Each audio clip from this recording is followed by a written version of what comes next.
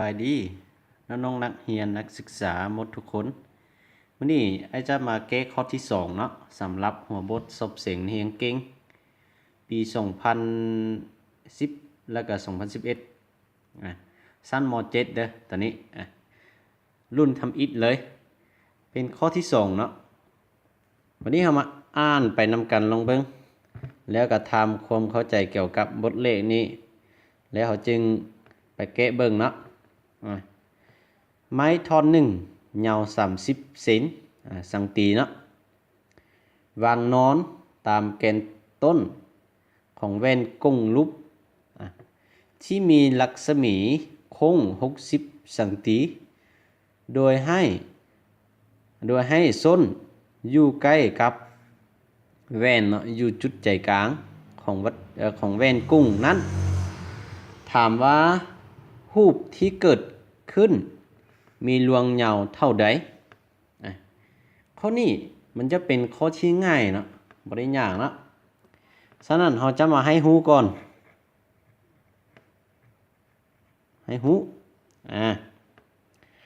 เรามีอย่างแน่รวงยาวหมายความว่า s นะ s เท่ากับ30 สังตีวางนอนตามแกนต้นของแว่นกงลุบที่มีรัศมีโค้งรัศมีโค้งคือ r เนาะเท่ากับ60 สังตีโดยให้ส้นอยู่ใกล้กับแว่นเนาะอยู่จุดใจกลางของแว่นกงลุบแว่นกงนั้นถามว่ารูปที่เกิดขึ้นมีรวงยาวเท่าใดแสดงว่า s ขีดเนาะ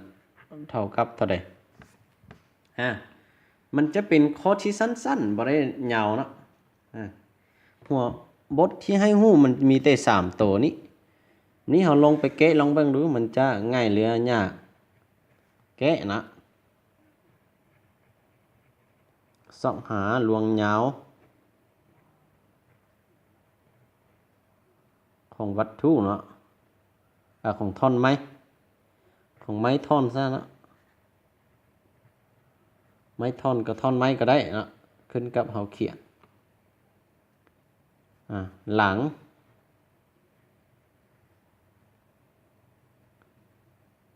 หลังเกิบเนาะหลังเกิดรูปขึ้นมาฉะนั้นเขาจากสูตรตัวใดจากสูตร1 ส่วน f เท่ากับ1 ส่วนให้ s บวกให้1 ส่วน s ขีดส่วน f ยังบ่ฮู้เนาะ f เท่ากับเท่าใดรัศมีส่วน2 f นี่เป็นหยังระยะสุมหรือว่าจุดสุมของแสงเนาะฉะนั้นรัศมีตัวนี้เท่ากับ60มันหาร2เท่ากับเท่าใด60หาร2ยังเหลือ30 สังตีฉะนั้นเราได้1 ส่วน f เท่ากับ1 ส่วน s บวก1 ส่วน s ขีด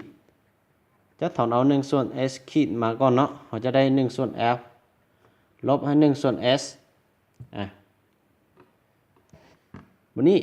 1 ส่วน s ขีดเท่ากับ1 ส่วน30บวกลบเนาะลบให้1 ส่วน30 1 ลบ 1ยังเหลือ0เนาะแสดง0 ส่วน30เท่ากับสงไข่แม่นบ่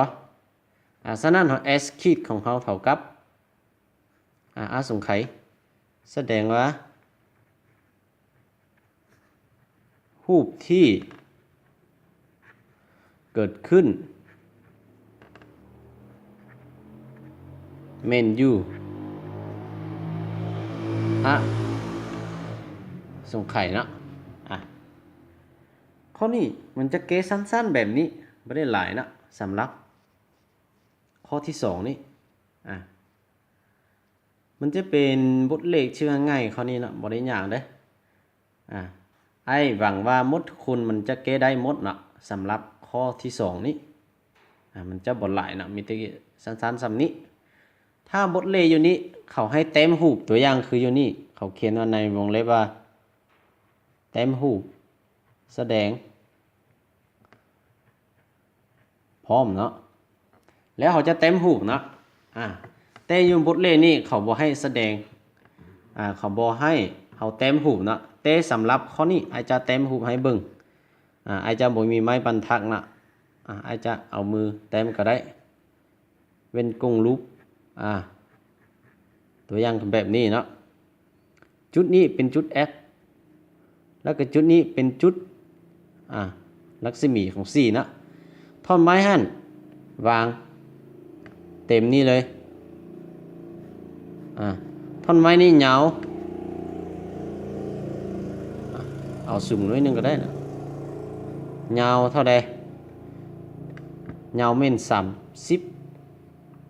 บ่แม่นเนาะยาวมัน30เซนเนาะฉะนั้นจุดนี้มันจะมีรัศมีแสงไปนี้กระทบเส้นนี้แล้วก็หักมาแล้วก็มาพันอยู่นี้แล้วก็ไปเลยตัวนี้เป็นรัศมีแสงตัวที่1แล้วตัวที่2เด้ตัวที่2ให้มันจะมานี่แล้วหักมานี่เนาะแล้วหักมาแม่นบ่แล้วก็มาตัดกันอยู่จุดนี้เตะตัวนี้หัววัตถุนี้มันจะมาผ่านอยู่นี้เส้นที่2เด้อมาผ่านอยู่รัศมีแสงตัวนี้แล้วก็เกยเหยาไปเลยแล้วตัวนี้ไปกระทบกับตัวนี้แล้วก็กลับคืนมาทางเก้าแล้วก็เกยเหยาไปเลยฉะนั้นตัวที่ตัวที่3มันจะมานี้ผ่านจุดสุ่มนี้ไปเลยมันจะบ่ตัดกับ2ตัวนี้แสดงว่าตัวนี้มันจะหูบอยู่สงไข่เนาะเพราะส่งเส้นนี้มันจะขนานกันไปเรื่อยๆนะมันจะบ่มีบอนที่ตัดกันมันมีอยู่แต่มันจะเกยเหยาไปตัดกันอยู่สงไข่เนาะไกลเติบเนาะฉะนั้นข้อนี้มันจะเป็นข้อที่ว่าสั้นๆไอจะพาเกมาฮอดเท่านี้ก่อนเนาะมือต่อไปไอจะพาไปเกต่อข้อใหม่เป็นข้อที่3แล้วก็ข้อที่4และก็ข้อที่5เนาะมันจะมี5ข้อฉะนั้นวันนี้เรามาเบิ่งเท่านี้ก่อนเนาะ